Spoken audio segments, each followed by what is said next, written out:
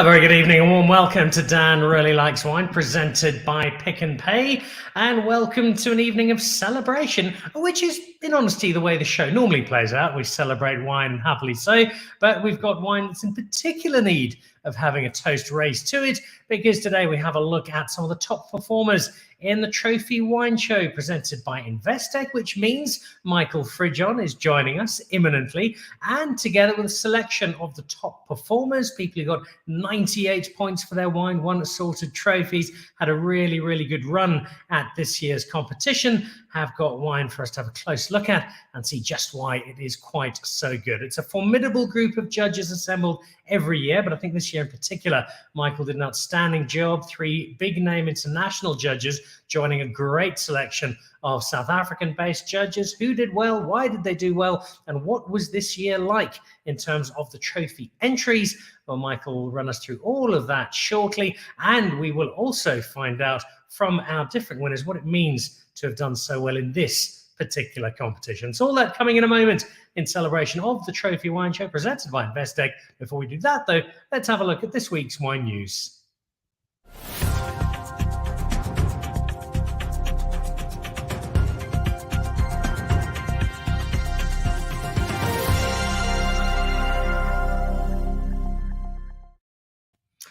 Well, let's start with the West Coast, and where I was yesterday, I took a trip up to Paternoster, the city thereof, and just outside the CBD of Paternoster, you find Wolfgat, the tiny, and by tiny I mean it takes 20 people, restaurant that sits overlooking the Atlantic, which was in fairly gothic and moody state yesterday, where you find a guy called Cluver, whose little restaurant not that long ago was named the best in the world in one of the international restaurant lists. It's a place I've been trying to get to for a while.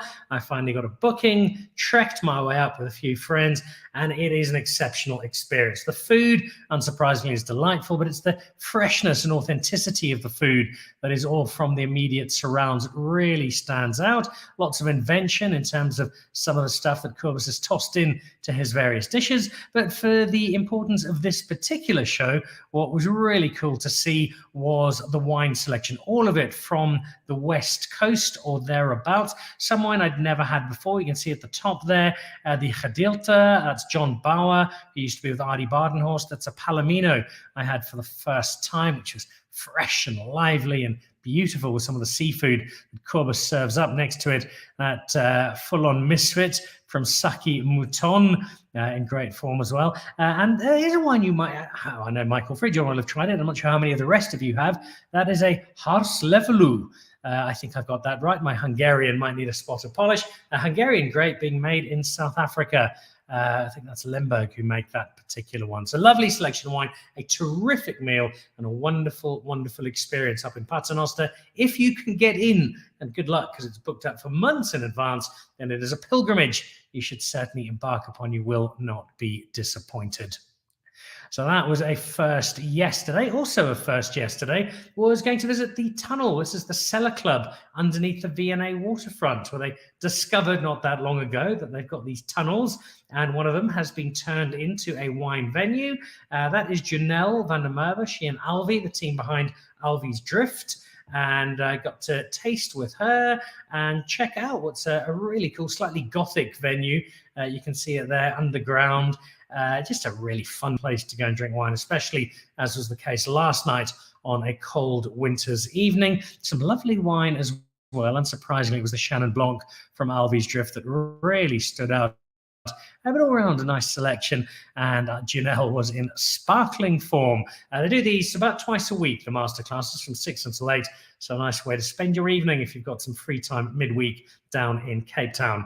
And what was a busy day, it was from there straight out to a brand new restaurant I hadn't been to before, but being an honorary Greek via my wife, I was there very happily. Nick Karambalos, this is his spot called Uzeri in Whale Street, where alongside some great Greek food, I discovered a small stash of Revenge of the Crayfish, also Saki Mouton. It hasn't been made in huge amounts. There's not a great deal of it, became a cult wine upon release, partly because the label and the name are just so cool, but it is also a lovely, lovely wine. Now, they did have a small stash. I'm afraid they have none left, and for that, you can blame me and my dinner companions. But they've got plenty of other lovely wine, including some stuff from Samantha Suddens, amongst others. It's a quirky, fun little wine list to go with some really nice food from right across Greece, and they tell you where the different regions are from which the food originates. So Uzeri in Whale Street, one to have a look at if you're out for some dinner down in Cape Town. Also, I think it finishes off today, the Arini Fine Wine Conference. It was actually opened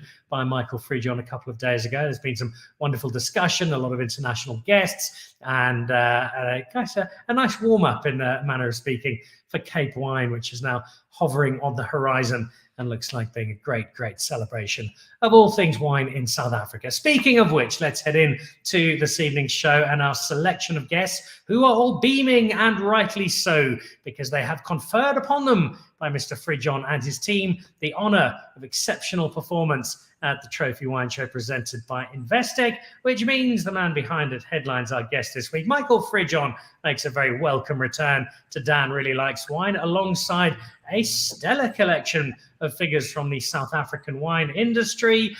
We welcome Bruce Jack back to the show. JD Pretorius is from Warwick. Henry joins us from Kleine Zalze. Frans K. Smit joins us from Spier.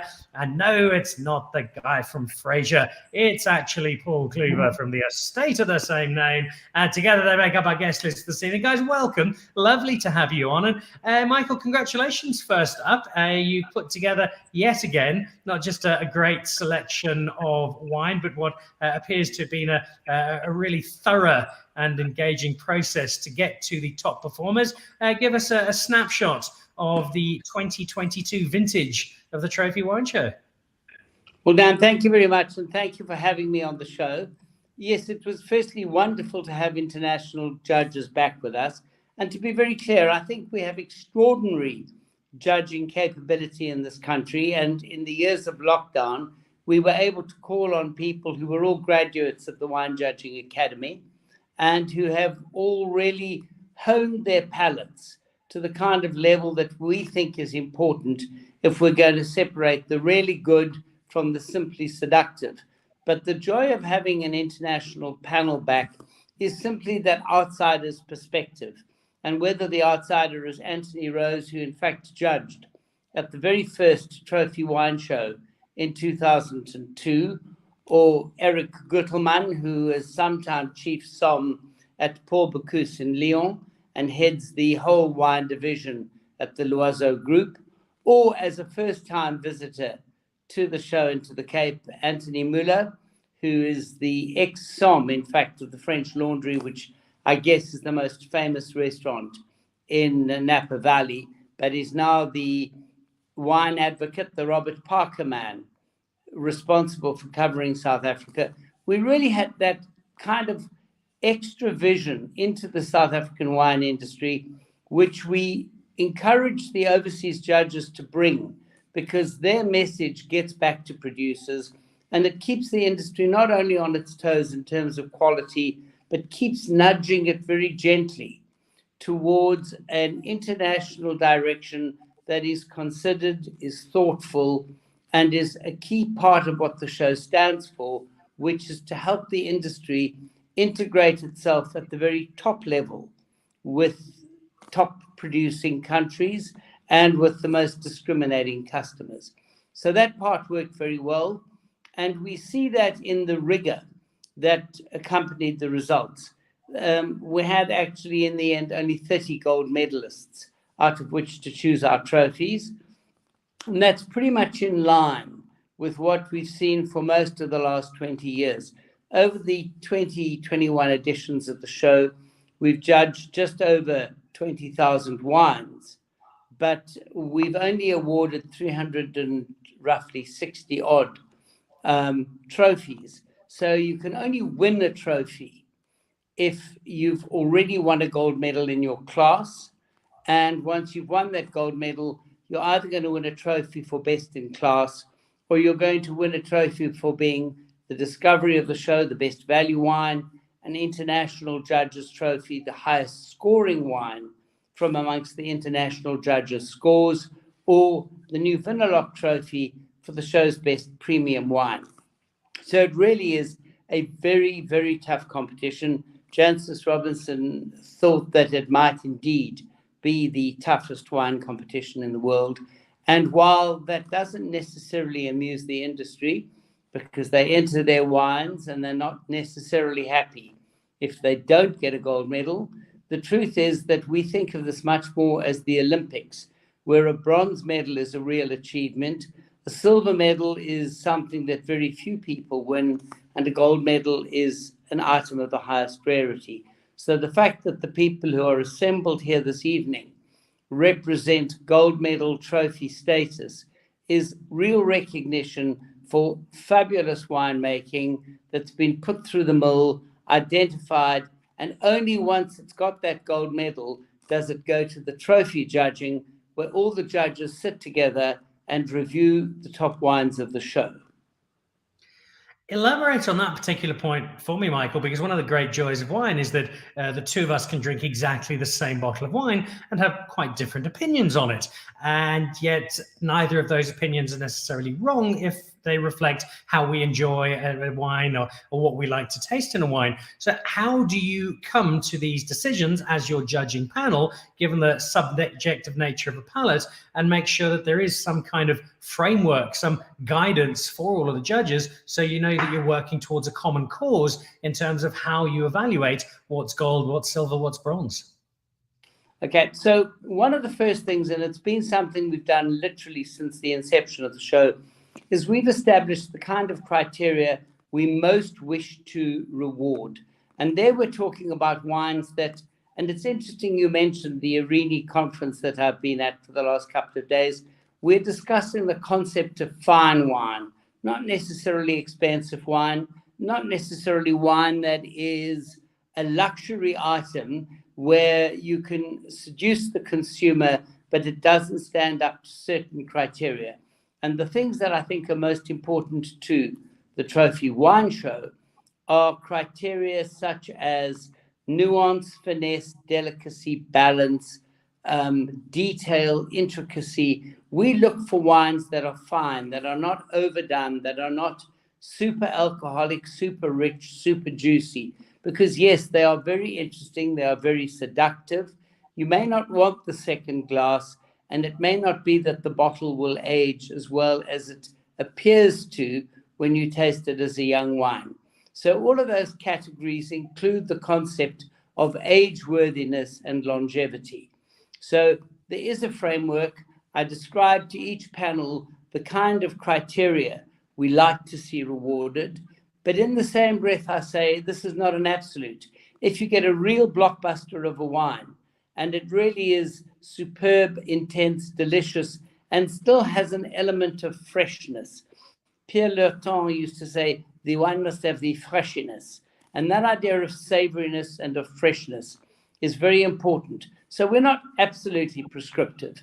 The panels make their way through however many wines have been submitted in that class, and the big classes like Chenin Blanc, Cabernet, Shiraz, etc., typically have 70 plus entries, and they identify the wines, they score them, they rank them, and they score them. So they give them no medal, bronze, silver, or gold candidate.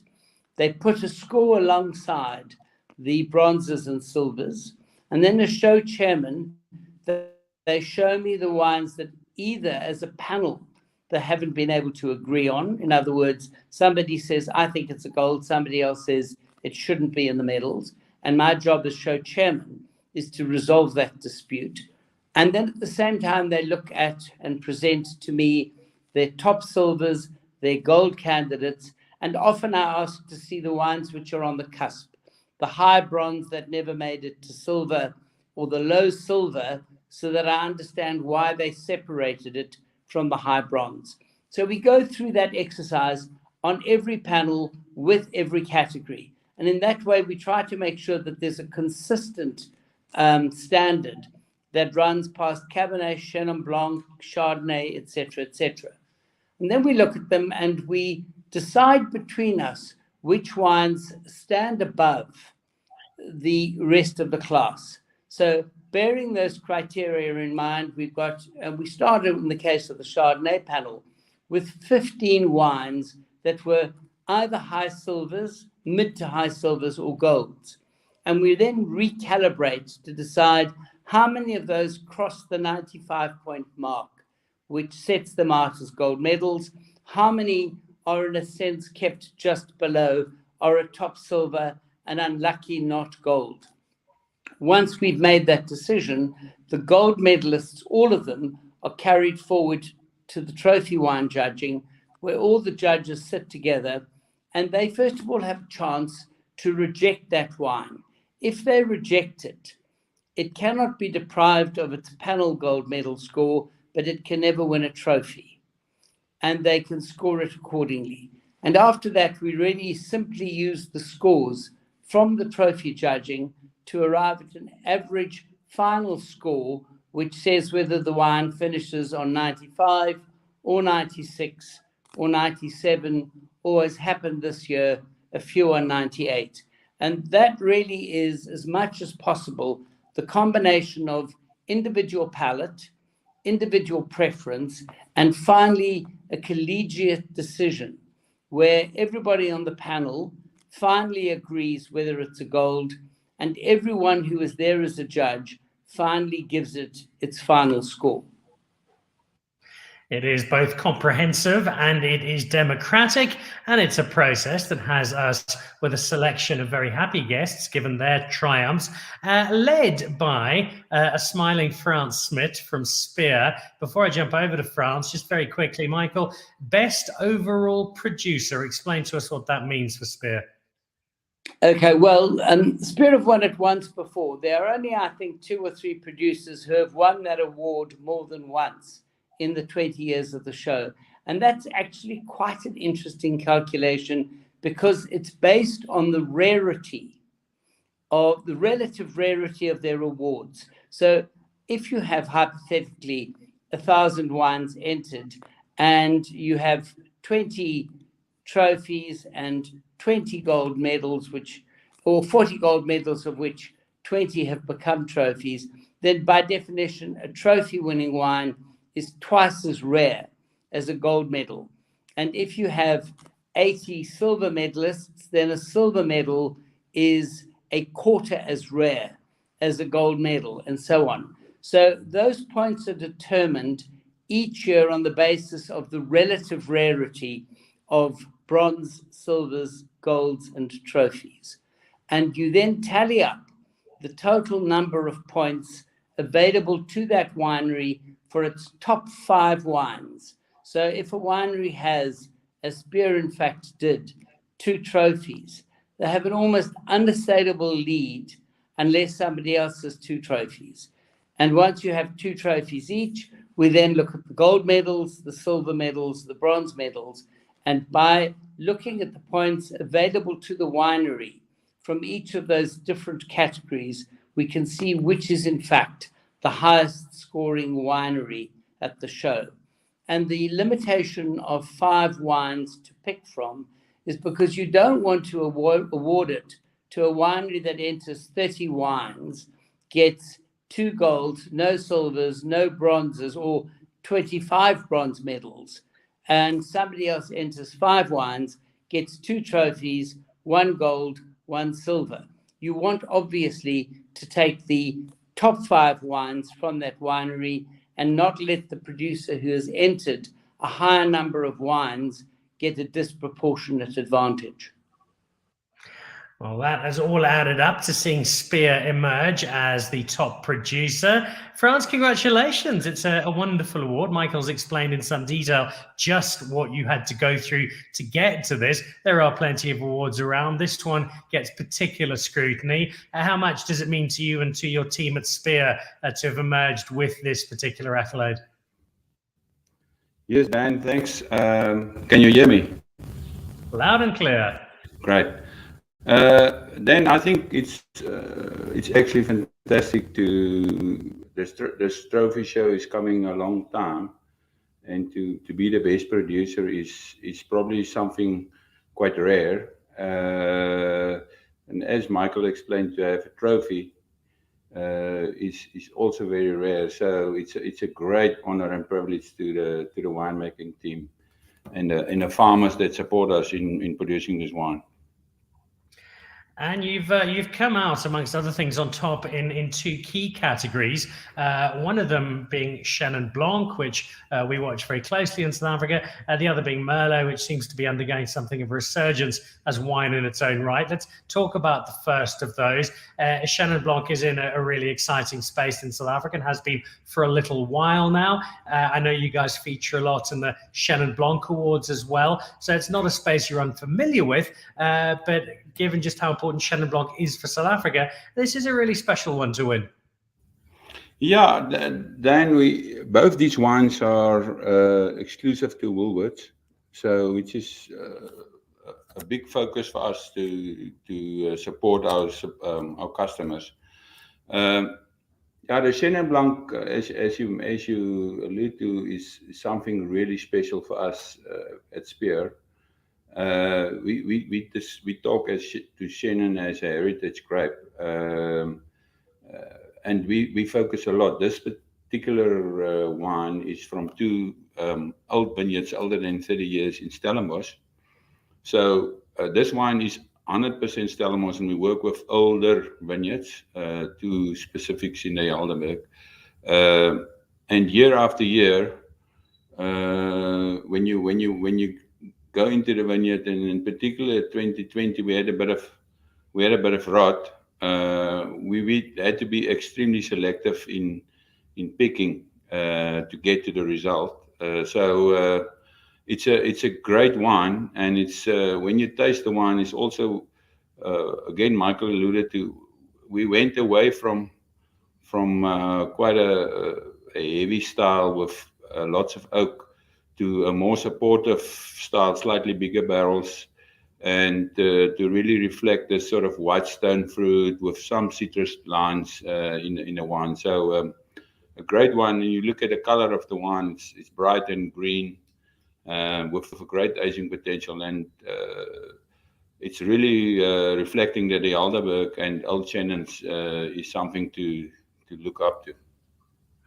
Congratulations on those two awards. We'll come back to you in a moment, Frans. I want to jump over to another of our wines that picked up 98 points, and this was some Shiraz from a place I was at not that long ago, out in the Agulhas, and the vast swathe of winelands that is controlled by the imperial overlord of Agulhas, Mr. Bruce Jack. Give us a quick thought, Michael, on that Ghost in the Machine Shiraz from Bruce Jack.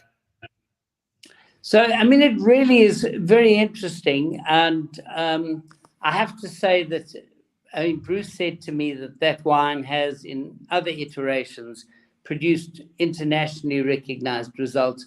But there is an interview which is on the gallery of the Trophy Wine Show, where the wine advocate judge, Anthony Muller, talks about his experience on the Shiraz panel. And he said that in the end, they emerged with 2 gold medals, one of which he described as being the meteor style of Shiraz. And I suppose we might describe that as the sort of Southeastern Australian style. And he said there was another Shiraz, which he said was perfumed, fine, floral. He said, really, in a sense, a lookalike for Côte Rôtie. Both of those gold medalists, of course, go through to the trophy judging, and the one which lands up getting a higher score from all the trophy judges lands up winning the trophy for the best Shiraz of show. And that turned out to be the wine which Anthony described as that Côte Rôtie style. And for people who are not necessarily familiar with the real homeland of Shiraz or Syrah, which is the Northern Rhone, where there is Hermitage and Côte Rôtie, Côte Rôtie is one of the most spectacular places in the world for producing Shiraz. And you get this floral, perfumed, superfine, almost Burgundian Pinot Noir style. And it was a real tribute to what Bruce Jack and his team have achieved from the obviously much cooler climate of the Agulhas region, so that their Ghost in the Machine Shiraz has a kind of continental freshness, a purity, and has not been overworked, has not been over oaked, but instead has an almost Pinot Noir-like perfume that carries it. It's a truly wonderful wine.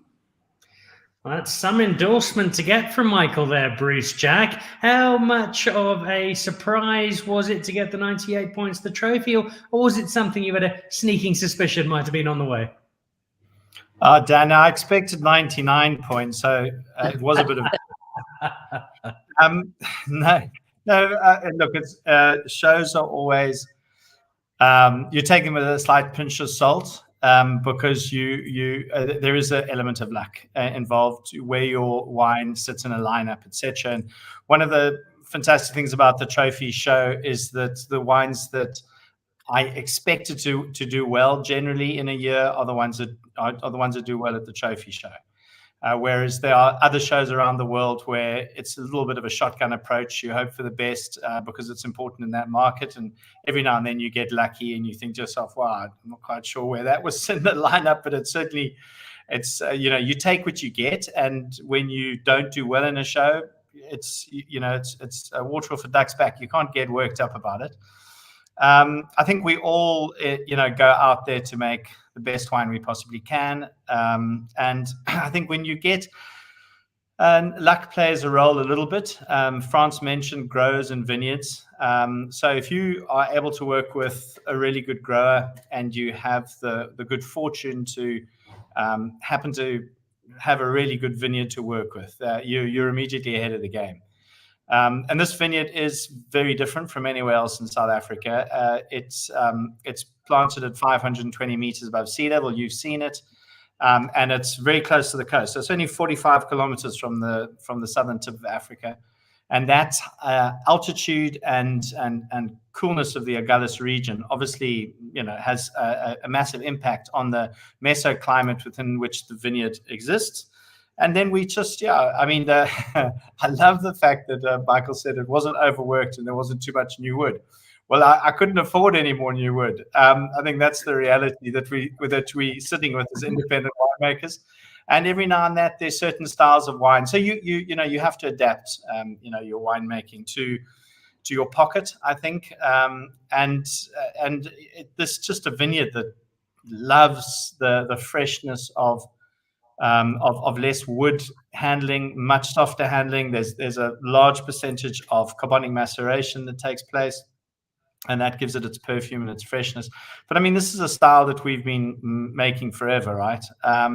We just haven't always had these, such brilliant building blocks in terms of vineyards to work with. So we completely chuffed. It's fantastic, and it's a huge, as Franz said, it's such a lacquer thing for the wine team to be able to pat themselves on the back every now and again. Almost in a way, wine shows for me are as important to the spirit of the team and to buoying the winemakers than anything else, really. There's obviously this wonderful marketing opportunity that comes with it, but for me, it's about saying, guys, well done, and this is a third-party endorsement from the highest order, and we can all go and have a glass of wine and congratulate each other. So absolutely fantastic. And Michael, thanks very much again for a wonderful show. As always, it is really a privilege to be even part of it, and to succeed every now and then is a wonderful surprise.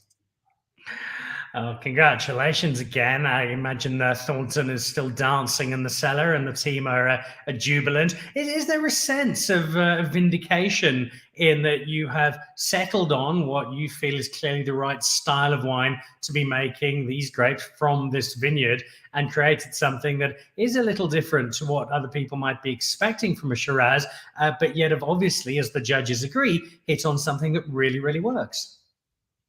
It's a good question. Vindication. I think relief is probably more accurate. When I planted these vineyards 20 years ago, it was a real pioneering, trailblazing stuff. And as my father warned me a number of times, there's no money in trailblazing. The safe thing to do is find where the style of wine that you want to drink and make works really well, and sort of focus there. So to do what we did, I think a little bit of naivety, romanticism, maybe a bit of stupidity to do what we did, and to start seeing the awards. Look, it's not just this particular vineyard that's that's done well, but everything off that farm does seem to be blessed.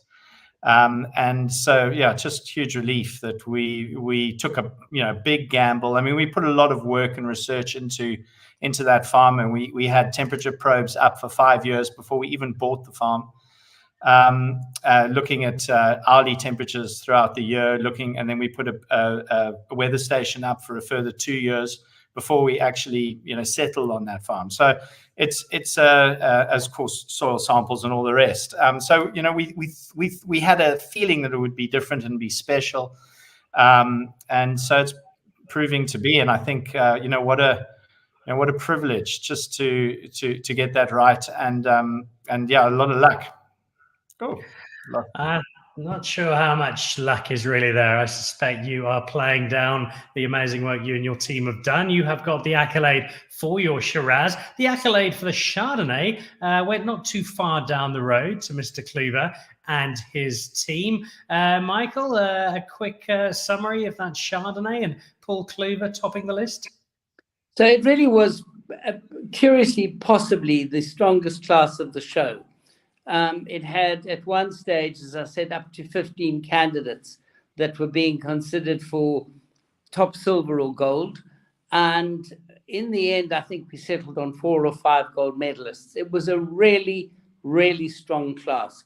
And I think that reflects something we've seen over many of the iterations of the show, which is that South Africa really is Chardonnay country. We've recovered from whatever difficulties we had from being late kind of embraces of the idea of Chardonnay, and certainly from the mid-late 80s onwards, there have been Chardonnay blocks planted in South Africa, and there are certainly a few that I imagine qualify or are about to qualify for heritage vineyard status. So we've been making Chardonnay. I think we moved quite quickly from the over-oaked style, which was very fashionable in the 80s and early 90s. But the Chardonnay producers discovered that people wanted freshness, they wanted elegance, they wanted what is increasingly called minerality. And so when we came to choosing the best wines here, there were none of them blockbusters. They were all beautifully nuanced. And there were really very strong candidates going forward to the trophy tasting. And there really it is a democracy. All of the judges give scores to the wines. And I don't think it's such a surprise at all, where a region like Elgin, which has really made itself home to Chardonnay in South Africa, saw the winner coming from amongst its own ranks and from the first producer of Elgin wine in South Africa, which is the Paul Cluver estate. Well, let's head over to the Paul Cluver estate. 98 points, the Millet Trophy for Best Chardonnay, the Investec Trophy for Overall Best White Wine. I know there's a fairly full trophy cabinet at Paul Cluver. How special are these ones, Paul? No, we are absolutely delighted, Dan, and as my fellow wine producers have already said, any form of recognition for what a team does is absolutely amazing. And I think Bruce also said it. We committed to producing every single wine that we make the best possible version of itself. And needless to say, they're like our children, right? So when one gets recognized, we are like very, very proud parents, and grateful for the recognition. Tell me a bit about the style of this wine. We just had Bruce talking about a very specific interpretation of Shiraz that's doing really, really well. You've been making your Chardonnay for some time now, and I think we've come to understand what Paul Cluver Chardonnay is all about. Explain to people who maybe haven't had it before what you're trying to achieve with your Chardonnay and how you get it so right, so consistently. But I think Michael has said it. We're firstly blessed with a terroir, or the place that we have in producing wines from Elgin. The cool climate just lends itself to the incredible acidity and fresh fruitness. Our goal is focused on 3 things, which is elegance, balance, and and a sense of place. So we would like to think that when you drink a Chardonnay from Paul Cluver or our fellow producers in the Elgin appellation, that you can feel that it's an Elgin wine. And I think what Elgin really lends itself to are wines of this beautiful elegance. So we've got fantastic acidity. We get this beautiful fresh fruit characteristics. And that also means that if we want to be true to that style, that we shouldn't over oak, we shouldn't have too much malolactic fermentation that completely gives you this big battery heavy wines, but rather that you have something that's fresh, has got that minerality, and that ability to age.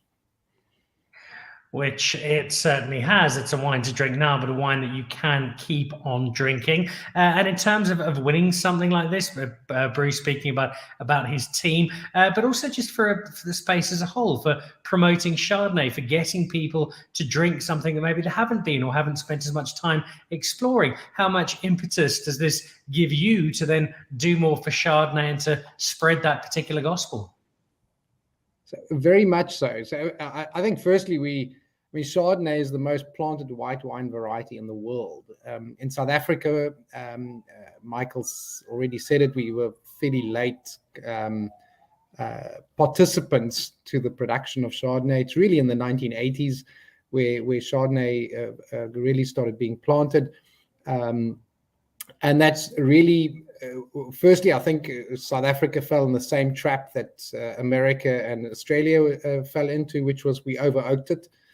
Which made it easy to recognize for being Chardonnay, but it led to people not enjoying it so much. And I always remember the irony, because people overseas would say, I don't drink Chardonnay, but I love Chablis, which happens to be a Chardonnay, but doesn't have that heavy oaky characteristic. And I think we've corrected ourselves in South Africa, but probably the world over, where we have a far greater balance and elegance in our Chardonnays. And it truly is one of the most magnificent white wine varieties the world over. And the fact that South Africa can proudly produce some amazing Chardonnays and go into the world, I think stands us as a country in good stead. We can be really proud with the varieties of Chardonnays that we are able to produce in this country. Chardonnay is in resurgence. It's thanks to people like Paul that it is happening. Well into its resurgence is Chenin Blanc. We've already mentioned the Chenin from Spier. There was also Chenin of an older variety, though, the museum class. Tell me, Michael, briefly about this particular wine and why you have the museum class. Why is this important? Okay, so museum class is or serves a number of purposes. One of which certainly is that we want to encourage producers to make wines that age over time. That age worthiness, if you like, as I said at the beginning, is an important criterion when it comes to the idea of what is fine wine. And so the museum class, which is white wines 4 years and older and red wines, etc., 8 years and older, means that we're saying to people, look at this wine, it's survived the minimum period to become an older style of wine. It will transform. The whole idea of wine is that it doesn't stay the same in the bottle, that the idea of evolution, acquiring what in the industry we call secondary or tertiary characteristics, these are all part of what we love about wine. And so we want varieties that do age well, and we want producers who make wines that age well. And in turn, we need those wines not merely to survive, but to evolve in a way that makes them ever more attractive for being a few years older. So white wines, museum class, and you have a chance from 4 years onwards to win a museum class trophy. The wines are judged at exactly the same time on the same tasting bench by the same panel. And the only difference is the producer doesn't necessarily have to have commercial stock available. We're really saying to people, think of the museum class winners as a kind of beacon, which reminds you that the wines don't have to be consumed instantly overnight from a brown paper bag taken from the bottle store. 10 years ago, Kleine Zalze won exactly this award, Museum Class Chenin Blanc. So a nice way to bring up the decade of that with another of the same. Henry, what does it mean to you as a winemaker that this selection of judges from South Africa and around the world have picked your wine from Kleine Zalze as one that they really feel can go the distance and has shown itself to be so good being a little further down the road? Well, I mean, firstly, obviously, it's a massive honor for us to be honored with this award. I had to do a bit of digging on this wine because in 2013 I was lucky enough to still be studying. And I mean, how amazing is it that we are still working with these vineyards today, and we are still producing family reserve from it today, and to be able to show a wine almost 10 years down the line that has survived so beautifully. And just to be able to know that we can definitely build on this in vintages to come, I think that's just an amazing part of winemaking, and an amazing honor to be able to be part of a team like that and to be able to work with vineyards like this. The drinking of older white wine is still something a lot of people are getting their heads around or being introduced to or getting used to. It's certainly not mainstream just yet. Do you think this kind of award encourages you guys to put more emphasis in the conversations you have with your customers on the ability to age white wine? And do you think it's going to start pushing more people to understand just how valuable it can be to be a little patient and instead of drinking it immediately, hanging on to it for a few years? For sure. And I think something interesting that Michael has also touched on is just opening up the conversation about what a fine wine is. When we have had some pushback from even our peers in the industry, if they taste the family reserve from the same vintage as they do the vineyard selection, which is more a blockbuster style of wine, they always prefer the vineyard selection. And then our answer is always, but you don't understand the point. The vineyard selection is made to enjoy now and for up to 5 years, whereas we specifically set out to make family reserve in a style that will age well, and that is a fine wine, something that is a little bit more beguiling and gets you to go back to the glass looking for something more that's more elegant, and then definitely will age well and will show its true colors after a couple of years in bottle. Which all forms part of this amazing Chenin Blanc story, and it's one that's really in such a fun space to watch and envelop, and lovely seeing that Kleine Zalze have got another one to add to the one from 10 years ago. So it's not a one-off. They are doing something right, as is Mr. Pretorius down at Warwick, who's also no stranger to winning awards. This time, though, it is the Pinotage that got 98 points from Warwick. Michael, before we speak to the last of our guests for the first time, Warwick Pinotage, 98 points. Tell us the story here. So it really is quite interesting. And this afternoon at the Rennie Symposium, where there are a lot of international writers, a lot of international wine experts, we've literally just done a tasting of old vine Chenin Blanc and Pinotage.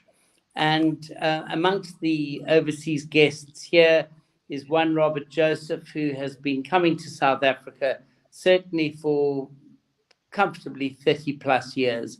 And Robert, who wanders around saying things like, how seriously is the international market supposed to take Pinotage, arrives at one of the presenters where there is a Pinotage which is in many ways similar to the Warwick, which won the trophy. And he stops in his tracks and he says, I get it. And what he's getting is that a Pinotage doesn't have to be a blockbuster. It is, as we know, a South African crossing made in 1925 by the late Professor Perrault, who combined, if you like, two vines, a Pinot Noir, which is the vine of Burgundy, with Sanso, which produces a light, delicate, but very flavorsome wine that has a thicker skin and therefore is more likely to survive under certain viticultural conditions. And what we discovered with the Warwick Pinotage is that the wine really represents its parentage. It is not a blockbuster. It's perfumed. It's got masses of red fruit. It's got a purity and a linearity which separated it from so many of the entries we see in the class. And that's not to diss the many pinotages which have been made in a much more, the French would call it cousteau, but robust style. This isn't robust. It's really fine and refined. And it stopped everyone in their tracks. And I think that Mr. Pretorius will have to answer for himself, but I suspect it's a very conscious decision to treat pinotage much more as a Pinot Noir and to give people fragrance, fruit, intricacy, detail, rather than bucket loads of tannin and huge quantities of new wood. But I'm sure JD can speak for himself. I'm sure he can. It's a style of wine we're seeing more and more out of pinotage. When I think of Warwick, I think of Cabernet Franc. I think of the breakthrough work of Norma Radcliffe. I think of the trilogy of some exceptional Cabernet Franc. What on earth are you doing, JD, making 98-point pinotage? Yeah, thanks, Dan. Quite a shock for all of us. I think this is the highest score I've ever gotten for a wine at a competition. So to do it with a pinotage is quite exciting. And as Michael said, that's very much our brief that we set out from farming the vineyard to making the wine, is to change the kind of, to break the mold of what pinotage is at the moment and has been for the last couple of years. Obviously, there's been a lot of wines made in this style in the past as well, but really to showcase that kind of red fruit element of it and the brightness and the clean fruit that pinotage can give you. It's a style of wine that we don't use a lot of oak on. There's actually about probably 20% of this wine sees no oak at all. So we really focus on the freshness and the brightness of the wine, the aromatics. And yeah, I think pinotage is an underrated variety in the world, and it's something that we can do in an interesting style and a unique style. And yeah, that was the goal and the mindset when we set out with this project. So it's great to get that kind of tick of approval, and yeah, from a very great source. So we're very, very pleased and very chuffed with the result. For this particular wine, to what degree is it this is JD deciding this is the style I want to make, and how much of it is, well, this is the fruit saying to me this is where we should be going? Where is that middle ground? Yeah, Dan, this is a new wine, so it's only the second vintage of this product, and it is a more commercially styled wine. So we specifically kind of said that this is what we want to achieve from a style of winemaking point of view. But I think these are predominantly Stellenbosch bush vines in kind of close knocking on 30 years. So that's wines that can make very, very big and bold wines. They're largely unirrigated dry land. And they can go very big and very powerful, but we decided to kind of manage them a little bit lighter, more sunlight into the canopy on an early stage, and then just to pick them a little bit earlier. The wine's got 13.9% alcohol, so it was a very kind of clear stylistic choice that we made to get the freshness and brightness into the wine. And I think that shows you that even though pinotage has quite a short ripening window, that it does have the ability to make wines that are fresh and pure and bright. These are all kind of they're all Simonsberg vines, so they're high up in terms of elevation. So they're not too baked. Half of it sits in quite a nice little valley.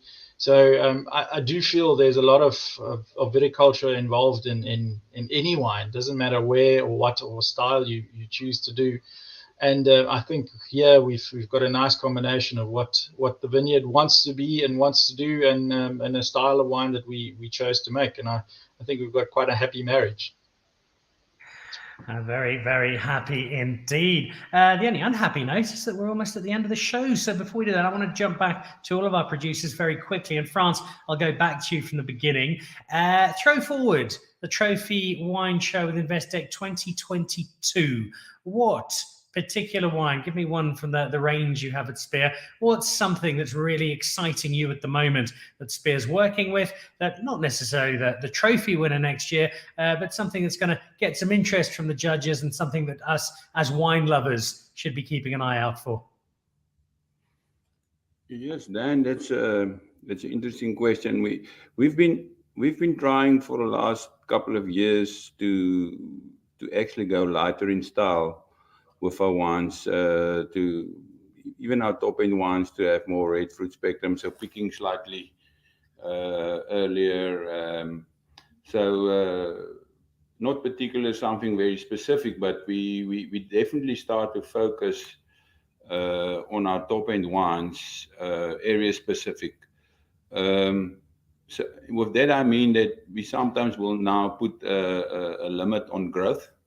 Whatever the vineyard can produce is what we will produce year after year from those wines. So we have now get to that point. A very important thing, and maybe not something the consumers will see instantly, is that in general, our vineyards have aged quite a bit in South Africa.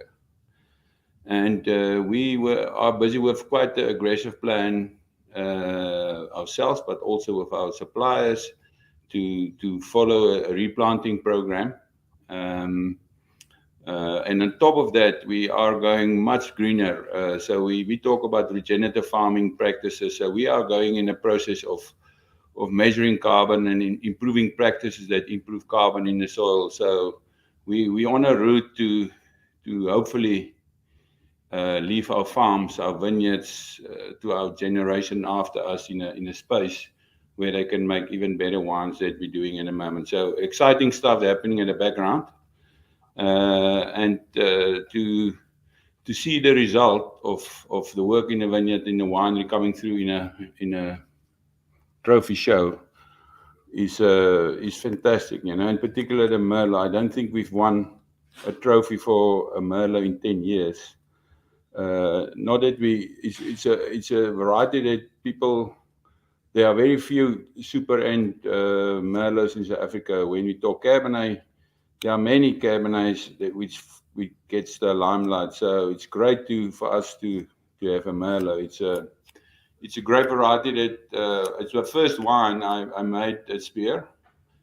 And it's the first wine I won my first Veritas Gold for the 1998 private collection, if people can remember. But as a student, I also work with that. So it's a varietal very close to my heart. So it's fantastic to have the trophy for the Merlot. So yes, so we are extremely focused then to produce wine to our consumers, our customers, quality wine at every price point.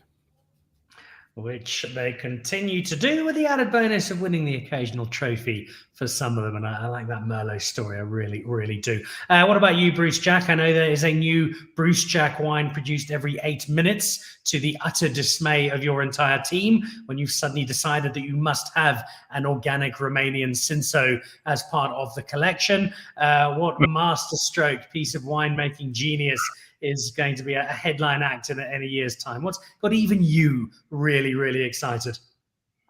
Oh, wow. Gee, just getting out of bed every day is pretty exciting. Look, I mean, we haven't, well, I think one of the things that winemakers do is by nature are inquisitive. And that's not just about wine, but in my case, all sorts of alcoholic beverages. I mean, we make an incredible cider with Paul Cluver, which is an ongoing and really exciting project. We've also just launched a beer called Salute to the Sun. So there are a lot of little projects in the wings like that, as well as a mead, by the way, which is going to be a bottle fermented mead, so made like a Cup Classique.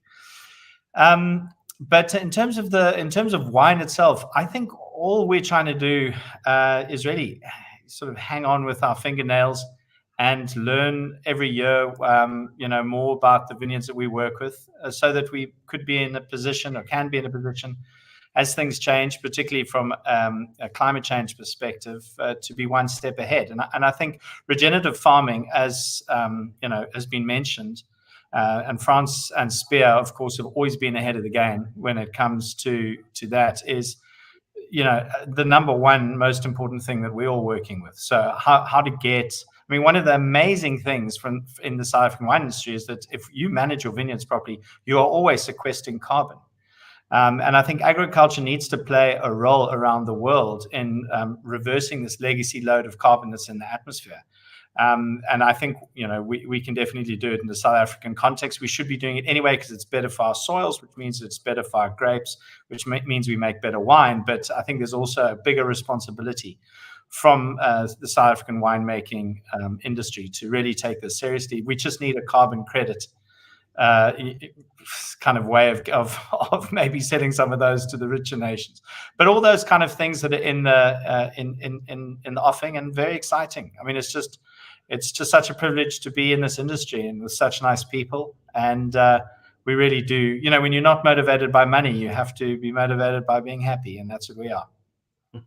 And motivated by making the world a better place. If you caught our show with Siobhan Thompson throwing ahead to Cape Wine later in the year, you'll know sustainability is the chief thread of what they're putting together. And lovely to see Bruce so firmly behind that particular philosophy. What about what's happening at Paul Cluver in the year to come? Paul, is there a particular wine that you think in a year's time Michael Fridjhon's going to be pouring into the bath and soaking in? It is that good. I hope so. I mean, I'd like to see Michael Fridjhon pouring himself a bath full of wine and sharing that picture on Facebook or something. It would be interesting. But no, I think what France and Bruce has said is our focus is definitely on improving our vineyards, it's soil health, it's being the whole thing about sustainability as we understand our environment better and better. At Paul Cluver Wines, for us, it's very much on focus. Our two main varieties are Chardonnay and Pinot Noir. The fact that we have Chardonnay this year, it would be absolutely amazing to get something for Pinot Noir next year. I mean, Pinot Noir didn't get a gold this year, so maybe we can convince Michael that it should be right up there. I think the quality of Pinot Noirs in South Africa as a whole has just been improving year after year. So I think there are some pretty exciting vintages to be released. I'm not sure if people were listening to a word of that, sadly, Paul. I suspect the image of Michael Fridjhon in a bathtub full of wine has got everybody's imagination running wild.